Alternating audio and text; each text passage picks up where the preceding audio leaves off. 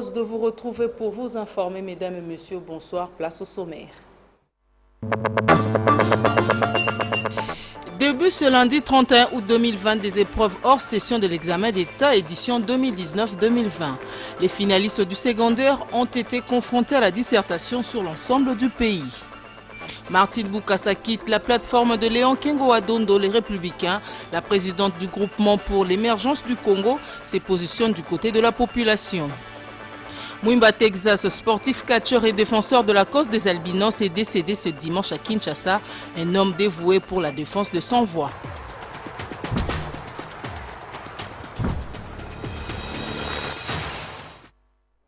Bienvenue à ce journal. 818 667 élèves finalistes du secondaire ont été soumis à l'épreuve des dissertations. Elle marque ainsi le début des épreuves des examens hors session de l'examen d'État édition 2019-2020. Le ministre d'État en charge de l'EPST, Willy Bakonga, a fait la tournée dans quelques écoles de la capitale Kinshasa. Il en est sorti satisfait tout en insistant sur le respect des gestes barrières. Sylvie Fortuné-Mboula et James Katamba pour le reportage. C'est la première étape vers l'examen d'État, la dissertation, un exercice d'argumentation littéraire auquel 818 667 élèves finalistes du secondaire ont été soumis à travers le pays.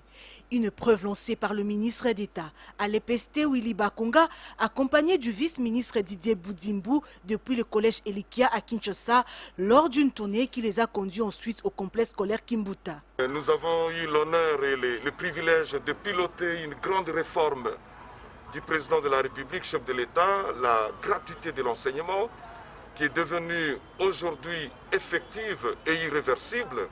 Un pari gagné pour le ministre de l'EPST qui voit ses promesses faites aux élèves et aux parents se réaliser une à une et en temps voulu malgré le contexte de crise sanitaire. D'où l'insistance de Willy Bakonga sur le respect de mesures barrières dans le 2306 centres de passation d'examen d'État où le ministère a déployé des kits de lavage de mains et de masques. Pour nous, le gouvernement, c'est un sentiment d'une mission accomplie, puisque beaucoup ne croyaient pas à cette année scolaire par rapport à l'expansion de la maladie, à l'augmentation exponentielle des cas de contagion dans notre pays. Mais nous avions la foi.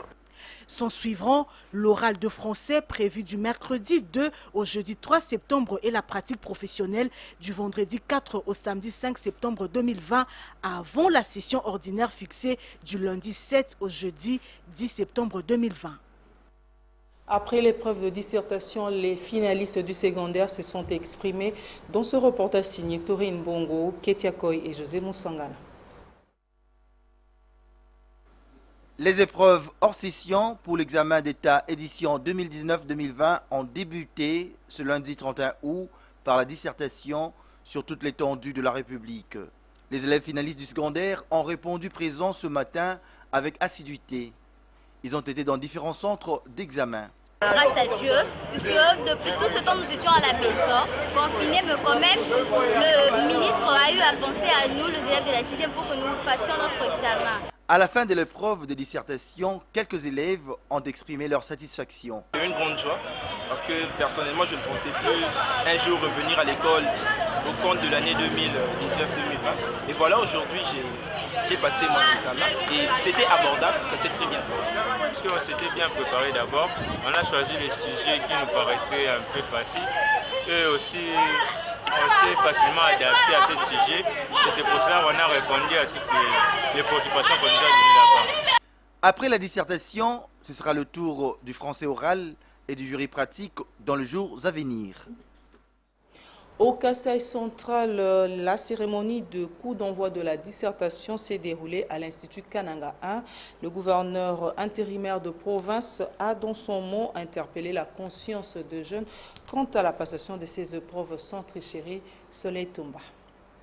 Au nom du gouverneur de province ad intérim, le professeur Ambroise Kamoukouni Mokinaï, je déclare lancer les épreuves jumelées de l'examen d'État édition 2020 dans la province du Kasaï central. C'est par ces mots du ministre provincial de Mines, assumant l'intérim du gouverneur de province, que les épreuves rédactionnelles ont été lancées ce lundi au Kasaï central. Le directeur provincial de l'EPST, Léon Tosso Soloinda, a dans son discours rendu hommage au président de la République, chef de l'État, Félix Antoine Tshisekedi Tshilombo, pour ses efforts inlassables en faveur de l'instruction de la jeunesse congolaise en rendant gratuite l'enseignement primaire effectif, qui a permis à la province d'avoir un effectif de finalistes du secondaire, passant ainsi de 19 027 inscrits, dont 5 438 filles en 2019 à 25 937, dont 7 220 filles en 2020, avant de saluer la confiance de parents.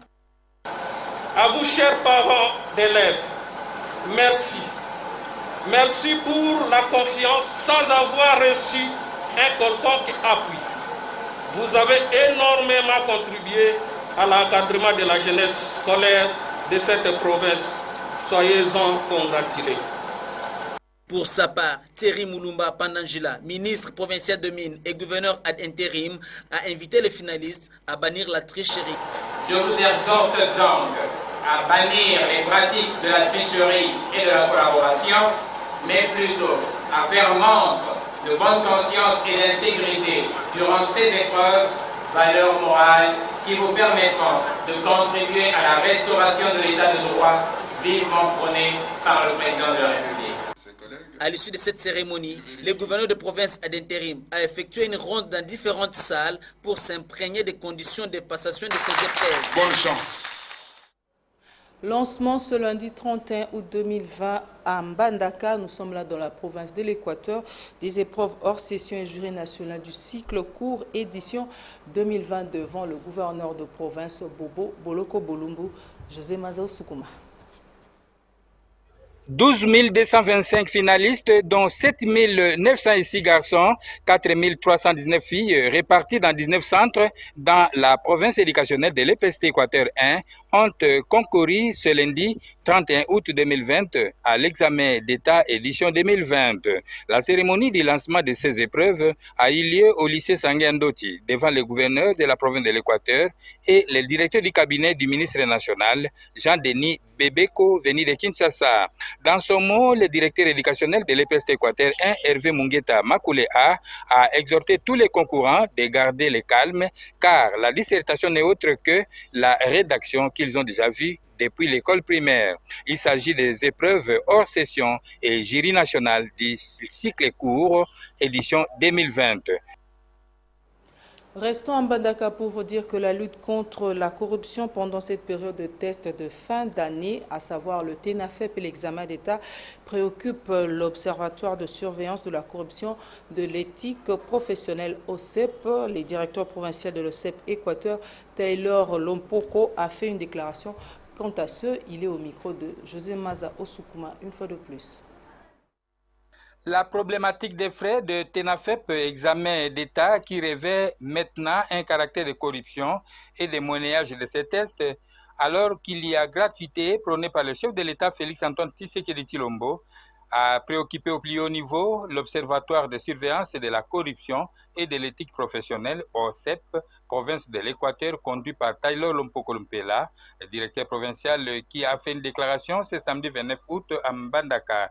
Le directeur provincial de l'OCEP Équateur, Taylor Lompoko Lumpela, a indiqué que ces équipes seront déployées dans tous les centres d'examen d'État pour surveiller des cas de corruption aussi. Elles vont veiller sur la perception des frais d'État fixés à 103 000 francs congolais, pas plus, aux parents de dénoncer tous les contrevenants auprès de l'OCEP Équateur. Lancement le week-end dernier de la campagne de souscription pour la mobilisation de moyens financiers et matériels en vue de lutter contre le coronavirus dans la province de la Chopo. Sachez qu'au cours de cette cérémonie, plusieurs personnes de bonne volonté ont souscrit et remis leur contribution afin de barrer la route à la Covid-19. Patrick Mangala.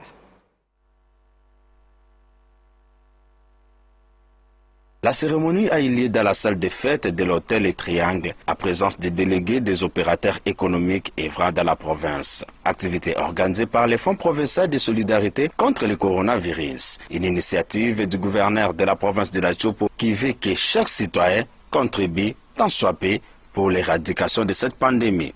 Le premier à prendre la parole était Monseigneur Marcel Outembitapa, archevêque de Kisangani et président du conseil consultatif, l'un des organes qui compte le Fonds provincial de solidarité contre la Covid-19. Devant les invités, le prélat catholique a insisté sur l'existence de cette maladie. Pour lui, on ne doit pas être distrait. Sans épargner la province de la Tchopo, cette maladie agit comme un ennemi invisible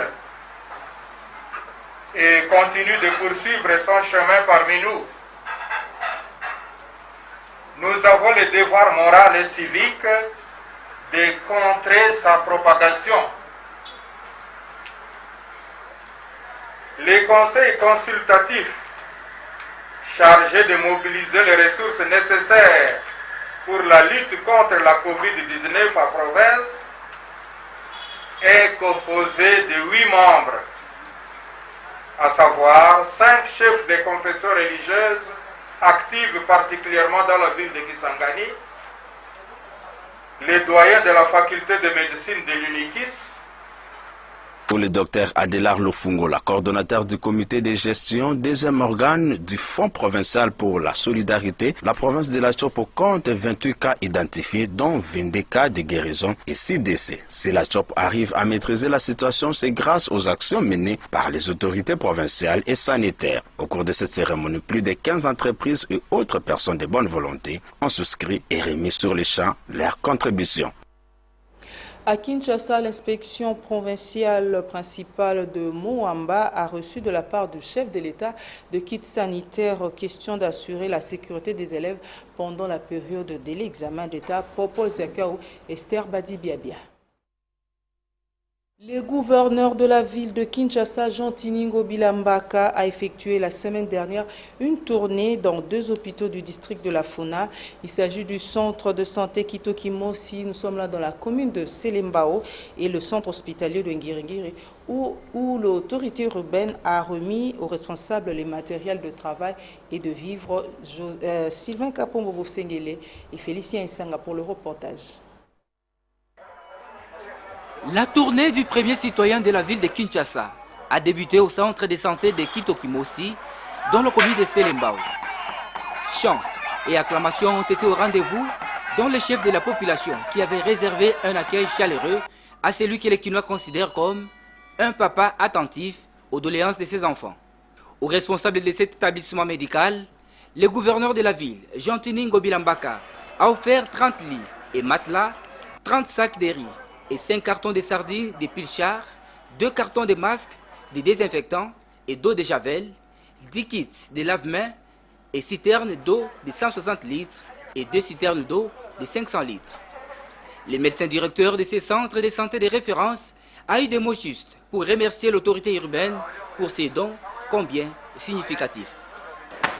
Malgré que les pays traversent des moments difficiles de par le monde de suite de la pandémie de Covid-19, mais les gouverneurs se donnent, se sacrifient pour sa population, en particulier nous qui sommes au niveau de la périphérie, qui sont souvent oubliés, mais le gouverneur nous a portés à cœur.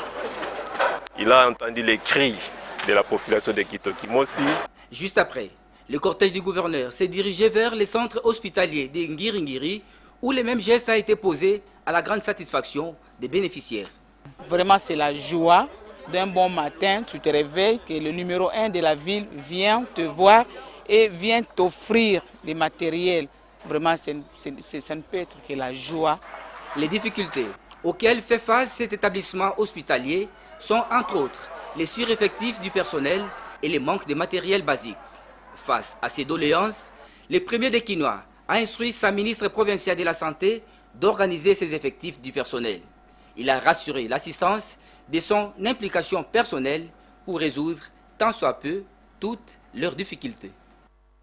Demain, mardi 1er septembre 2020, le gouverneur de la province de Kinshasa, Jean Tiningo Bila, va présider la cérémonie de pose de la première pierre pour la construction du marché de Matadi-Kibala dans la commune de Mongafula. Sylvain Kapombo Bosengele nous présente d'ici la maquette de ce marché. Suivez.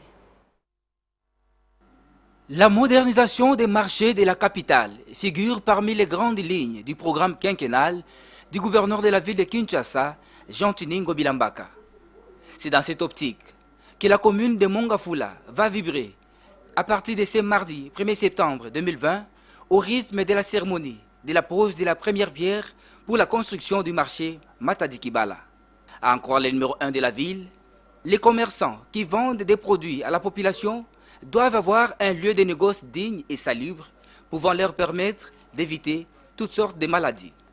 Et pour matérialiser cette vision, c'est le programme d'appui au pôle d'approvisionnement de Kinshasa Papakin qui a permis la concrétisation de ces projets pour les petits producteurs maraîchers, les différents vendeurs de vivres et non-vivres, cela grâce au financement du Fonds international de développement agricole FIDA en partenariat avec le gouvernement de la RD Congo. Par ailleurs, la construction de cet ouvrage revêt une importance capitale au regard des intempéries de tout genre, l'insalubrité, accidents de circulation et autres embouteillages observés à cet endroit. Signalons par ailleurs que la construction de ces marchés modernes vise l'amélioration des conditions hygiéniques et environnementales telles que prônées par les premiers citoyens de la ville de Kinshasa, Jean-Tini Ngobilambaka. L'an 1 du gouvernement Ilunga Ilukamba reste encore d'actualité. Les Kinois interrogés ce lundi 31 août restent sur leur soif au regard des attentes de la population. Jenny Tambouemalou et Ndaye Lambouichi. L'an 1 du gouvernement Ilunga Ilunkamba, plusieurs Kinois interrogés restent sur leur soif au regard des attentes de la population à la suite de l'avènement de ce gouvernement. Dans le plan social, donc, la population ne se retrouve pas. Les attentes de la population, jusqu'à présent, n'est pas encore arrivées à terme. Il y a trop qu'on attendait, mais on n'a pas vu vraiment d'impact, rien vraiment de positif dans ce qu'il est tenté de faire. L'argent est tenté de grimper. On n'arrive pas vraiment à faire les paniers de la ménagère comme il faut. D'autres pensent que ce gouvernement était le début de plusieurs illusions. Le bilan est négatif. Madame, le bilan de ce gouvernement ici, ce n'est ni positif ni négatif, parce que c'est néant. Qu'est-ce qui a marché? Rien du tout. Les gens ont toujours faim. Les élèves étudient dans des conditions que vous connaissez. Il y a toujours des tracasseries, il y a toujours des histoires partout dans tous les secteurs. Sanitaires, sécuritaires. Rien ne marche. On ne peut même pas parler du bilan parce que ça n'existe pas. Négatif. Il doit démissionner, c'est clair. Selon le porte-parole du gouvernement qui dressait le bilan de l'an 1 du gouvernement, la volonté y est. Plusieurs choses ont été faites, mais beaucoup reste encore à faire. L'autorité morale du groupement pour l'émergence du Congo, GEC, Martine Bukasa, a au cours d'une conférence de presse fait part de sa démission au sein de la plateforme Les Républicains de Léon Kengwa-Dondo. À la même occasion, elle a encouragé l'action du gouvernement qui va dans le sens de l'état de droit tout en appelant à la cohésion des alliés au pouvoir pour l'intérêt de la population. Sylvie Fortuné-Mboula et Ange Kassa. Après un long moment de silence, Martine Bukasa, président national du groupement pour l'émergence du Congo GEC, a donné de la voix quant à l'actualité et sa nouvelle vision en politique. Elle a, devant le professionnel de médias, lu sa lettre de démission au sein de la plateforme Le Républicain de l'ancien président du Sénat, Léon Kengwa-Dondo.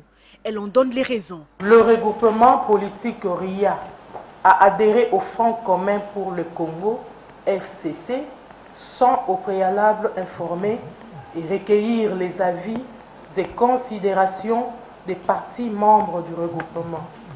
Ne tenant pas rigueur à ces manques de considération, nous avons fait confiance à l'autorité morale et avons convaincu le membre de notre parti, bien qu'étant une tâche très difficile, à soutenir la plateforme aveuglement. Le regroupement est devenu une caisse de résonance. Elle a désormais choisi le camp du peuple. Je me positionne du côté de la population. Penser que la République démocratique du Congo fait que la volonté du peuple congolais. Martine Boukassa a aussi donné sa position à l'occasion de l'an 1 du gouvernement Ilunkamba. Selon elle, la volonté y est. Les alliés au pouvoir doivent se surpasser. L'état des droits. Nous tous ici, nous avons décrié l'impunité à tout haut niveau. Les détournements, puisque aujourd'hui, pour que la RDC soit forte, il faut que nous puissions avoir une monnaie forte. Au Congo, nous sommes des maîtres des œuvres inachevées. Mais aujourd'hui, au moins, nous avons vu quelque chose qui vient de commencer. Appelons ça comme nous voulons, mais les sautes-moutons, moi, je suis contente de voir ça. Libre de ses pensées, la présidente nationale du groupement pour l'émergence du Congo, GEC, reste dévouée à servir le peuple. Les femmes ont en elles des façons naturelles d'entrepreneuriat. Fort de cette conviction, celles affiliées à l'Alliance de chrétiens démocrates progressistes se sont retrouvées le samedi 29 août au siège de la CPD à Lingwala pour échanger sur l'entrepreneuriat, appuyé par le cadre de ce parti dont l'autorité morale est bienvenue lui au Tanjoli. Ces femmes qui ont appris comment entreprendre ont pris la décision d'agir mieux, de pratiquer. Eric Izami pour la suite.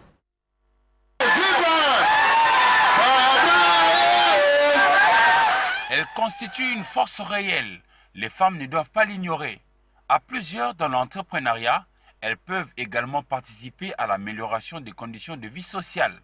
Et les femmes affiliées à l'Alliance de chrétiens démocrates progressistes ACDP en ont fait mention samedi 29 août 2020 lors de la matinée organisée autour du thème « L'entrepreneuriat de femmes ». Histoire d'encourager les femmes congolaises en général et celles de l'ACDP en particulier à ne pas croiser les bras. Donc la femme vraiment est le cerveau, le centre moteur de l'entrepreneuriat. C'est pourquoi on a focalisé juste la femme. On doit toujours continuer. On doit essayer un peu d'en parler à l'autorité morale, d'aider aussi ces mamans-là avec l'entrepreneuriat, de leur donner quelque chose là pour qu'on puisse un peu se lancer dans l'entrepreneuriat. Le siège de la CDP a refoulé du monde. Les dames sont venues nombreuses pour écouter le message d'entrepreneuriat et elles sont à ce sujet encouragées par l'autorité morale de ce parti pour la pratique. Donc je suis venu leur dire qu'elles ont de la place au parti et le parti va travailler d'arrache-pied pour donner de l'espace aux femmes, qu'elles prennent des initiatives, qu'elles soient dans l'action, qu'elles ne soient pas là pour applaudir, mais qu'elles soient dans l'action. Et moi, en tant que chef du parti, j'aurai toujours un œil regardant sur la femme, surtout les femmes qui méritent. La femme est le thermomètre de la société. Plus elle sera bien traitée, mieux ira la communauté. Et la CDP a bien compris la nécessité de l'accompagner dans l'entrepreneuriat pour le salut. Tout est fini, la Cour de cassation a tranché, mais tournons à la prière envers Allah pour le salut de tous. Telle est la phrase prononcée par le chef d'entité islamique province du Grand Équateur, Imam Daouda Bokungu, lors de son retour à Mbandaka. José Mazao Soukouma. Le chef d'entité provinciale de l'islam Grand Équateur, Imam Daouda Bokungu, a regagné Mbandaka ce samedi après un long séjour à Kinshasa, voué au confinement à cause de la Covid-19. S'adressant à la presse locale, le numéro 1 de l'islam Équateur a appelé tous les musulmans du Grand Équateur au calme. Tout est fini, a-t-il dit. La Cour de cassation de Gombe a tranché la divergence qui existait et maintenant il est temps de se soumettre à Dieu, à Allah, pour le salut des âmes. C'est vrai, on est bien. Sauf que nous demandons aux musulmans, s'il vous plaît, de se tranquilliser. Nous ne sommes pas dans un combat du ring ou soit dans un parti politique où tout le monde est sur le ficelle de son côté. Mais néanmoins, nous devons comprendre que c'est une religion d'Allah. Les autres, ils ont dirigé 48 ans. Nous devons aussi laisser aux autres. En sport, retenez que l'Assemblée générale élective à la Fédération congolaise de rugby est prévue pour ce samedi 5 septembre 2020. Au poste du président de la FECO Rugby, Herman Mbonyo va croiser Donatien Kaenge. La suite dans ce commentaire signé Daï Lambouichi. La commission électorale de la Fédération congolaise de rugby a publié le 30 août 2020 la liste définitive des candidats retenus pour l'Assemblée générale extraordinaire élective du 5 septembre 2020. Au poste du président, Herman Mbonyo Liumba croisera Donatien Kayengi. Premier vice-président, Moussini Mbakala Amédée. Deuxième vice-président, M. Muntu Flori. Troisième vice-président, Ntimba Isaac. Quatrième vice-président, Nzazi Crispin. Secrétaire général, Achille Ntsungani. Et secrétaire général, un poste à pouvoir. La trésorerie sera assumée par Nyenda Laurent. Et il sera secondé par mademoiselle Kajapamela. Les élections sont prévues le 5 septembre 2020. Pour rappel, la commission électorale invite tous les candidats à battre leur campagne le 2 et le 3 septembre 2020. Et puis cette triste nouvelle, figure emblématique de la lutte contre la discrimination et célèbre catcheur de la République démocratique du Congo, Mwimba Makesedi Texas, est décédé hier dimanche 30 août 2020 à Kinshasa de suite d'une courte maladie. Initiateur du catch sans fétiche, quitte la terre des hommes à l'âge de 53 ans, laissant une femme et 2 orphelins. Patrick Borel Mukendi, Ndaye Lambwich. Le catcheur congolais Mwimba Texas a tiré sa révérence dimanche 30 août 2020 à Kinshasa à l'âge de 53 ans. D'après son fils Glody Mwimba qui a annoncé la nouvelle, son père est mort de suite d'un malaise. Pour rappel, Mwimba Texas était un catcheur albinos qui prônait la pratique du catch sans fétiche. De son vivant, il a raflé plusieurs trophées de différentes catégories et les vaillants champions vaincus en 652 combats.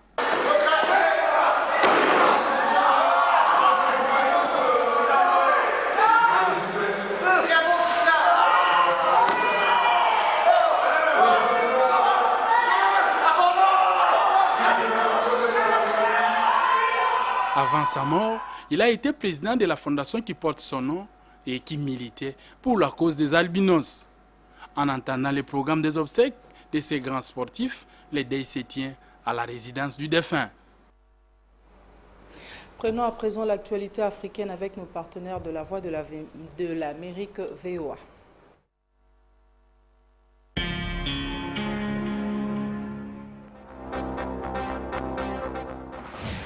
Les dirigeants et les commandants rebelles du Soudan se sont mis d'accord lundi sur un accord de paix historique, une étape cruciale vers la fin de 17 années de conflits au cours desquels des centaines de milliers de personnes ont été tuées. L'accord a été paraphé à Djouba, au Soudan du Sud. En Côte d'Ivoire, la coalition pro-Gbagbo a déposé lundi à la commission électorale indépendante la candidature de l'ex-président Laurent Gbagbo à la présidentielle du 31 octobre 2020. Toujours en liberté conditionnelle en Belgique, M. Gbagbo ne s'est pas encore prononcé publiquement sur sa candidature. Au Nigeria, les universités et autres établissements d'enseignement supérieur à Lagos, la capitale économique, rouvriront leurs portes à partir du 14 septembre. Les étudiants nigérians réclamaient la reprise des cours depuis de longues semaines. Les vols internationaux reprendront mardi au Ghana, a annoncé le président Nana Akufo-Addo, qui a détaillé les nouvelles mesures pour lutter contre la propagation du coronavirus dans le pays. L'aéroport de Kokota est fermé depuis le mois de mars.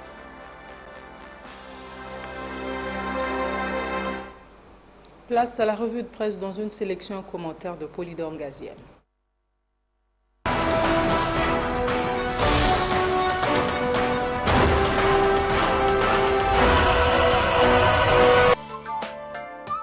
Événement ayant marqué la semaine écoulée, le démantèlement jeudi dernier par la police d'une milice à Kingabois dans la commune de Limete inquiète les Quinois.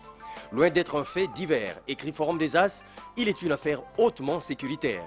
Le FCC se dit avoir suivi avec grand étonnement l'information faisant état de l'existence attestée de la base abritant des miliciens se revendiquant de l'UDPS, indique le quotidien. Il exige une enquête minutieuse et approfondie et que la justice militaire se saisisse en procédure de flagrance de ce cas grave d'atteinte à la paix et à la sécurité nationale afin d'en identifier les commanditaires et de les sanctionner. Pour la prospérité, cette même justice militaire est appelée à frapper fort. En effet, écrit le quotidien, elle doit mener des enquêtes, identifier les commanditaires et même les mettre devant la barre pour donner des explications claires sur la face cachée de ce recrutement clandestin des miliciens. Et la maison civile du chef de l'État, qui est pointée du doigt dans cette affaire, promet de déployer tous ses efforts grâce à tous ses services secrets et à la vigilance des Congolais pour traquer tous ces malfrats et les mettre hors d'état de nuire. Mais dans cette affaire de milice présumée de Kingabwa, à côté de celle de Kasumbalesa, l'auditorat militaire a-t-il des éléments d'enquête, s'interroge Africa News. Pour Marcelin Chisambo, ancien conseiller politique de Joseph Kabila, le président Félix Tshisekedi était au courant de la formation de cette présumée milice encadrée par quelques éléments de la garde républicaine, la garde de Fachi, selon l'Avenir, faite dans sa communication le 28 août dernier lors de la 46e réunion du Conseil des ministres. Au total, précise le quotidien, 1,5 milliard de dollars n'a pas été rapatrié en RDC par certaines entreprises minières durant la période de juin 2019 à ce jour. Dépassé ce délai, poursuit-il, les services compétents de la Banque centrale du Congo et de la Direction générale des recettes administratives et domaniales des GERAD devront appliquer des sanctions sévères contre les contrevenants. Bonsoir.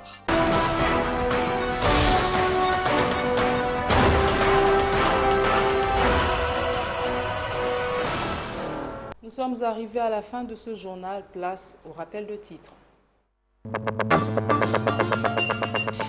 Début ce lundi 31 août 2020 des épreuves hors session de l'examen d'État édition 2019-2020. Les finalistes du secondaire ont été confrontés à la dissertation sur l'ensemble du pays. Martine Boukassa quitte la plateforme de Léon Kengo-Adondo, les Républicains. La présidente du groupement pour l'émergence du Congo se positionne du côté de la population.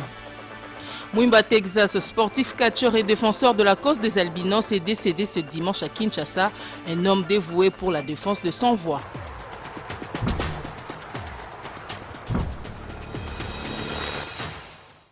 Bonne semaine à tous, ce journal est fini. Merci de nous avoir suivis et au revoir.